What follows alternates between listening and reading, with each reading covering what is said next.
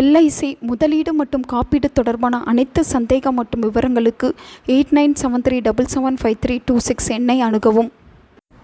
அசுர வேகத்தில் வாழ்க்கையில் முன்னேற வேண்டுமென்றால் ஒவ்வொரு வெள்ளிக்கிழமையும் மகாலட்சுமி மனதார நினைத்து பூஜை அறையில் பூஜிக்க வேண்டும். அப்போது நிச்சயம் வீட்டில் இருக்கும் கஷ்டங்கள் விலகும். குடும்பத்தில் இருப்பவர்களுடைய வாழ்க்கையில் சரசரவென்று வேகமாக முன்னேற்றம் இருக்கும்.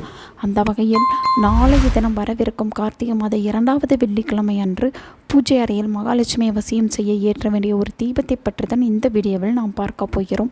இந்த தீபம் ஏற்ற உங்களுக்கு ஒரு மண் அகல் விளக்கு, சுத்தமான நெய், கொஞ்சம் பச்சை கற்பூரம், பஞ்சுத்திரி இருந்தால் போதும்.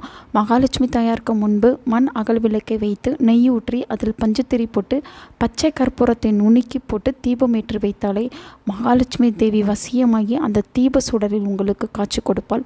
நிச்சயம் உங்கள் மனதில் நம்பிக்கையோடு இந்த விளக்கை ஏற்றினால் மகாலட்சுமி அந்த தீப சுடரில் உங்களால் காண முடியும். நம்பிக்கை இருந்தால் இதை செய்து பாருங்கள். இது தவிர உங்களுடைய வீட்டு மகாலட்சுமி திருவுருவ படத்திற்கு நாளை வாசம் நிறைந்த மக்களை போட வேண்டும். மல்லி, முல்லை, ஜாதிப்பூ, பன்னீர், ரோஜா இப்படி எந்த பூ கிடைத்தாலும் வாங்கி போடலாம். தாமரை பூ வைத்தாலும் மிக சிறப்பான பலனை தரும். மறிக்கொழுந்து என்று சொல்வார்கள். இறைவனை வசியம் செய்யக்கூடிய சக்தி இந்த மறிக்கொழுந்துக்கு இருக்கிறது. மறிக்கொழுந்து என்பது பச்சை நிறத்தில் இலை போல தான் இருக்கும். பூக்கடைக்காரரிடம் கேட்டாலே சொல்வார்கள். இன்றைக்கு சொல்லி வையுங்கள், நாளைக்கு உங்களுக்கு அந்த மறிக்கொழுந்து கிடைத்து விட்டால் வாங்கி வந்து மகாலட்சுமிக்கு பூஜிப்பது மிக மிக சிறப்பு.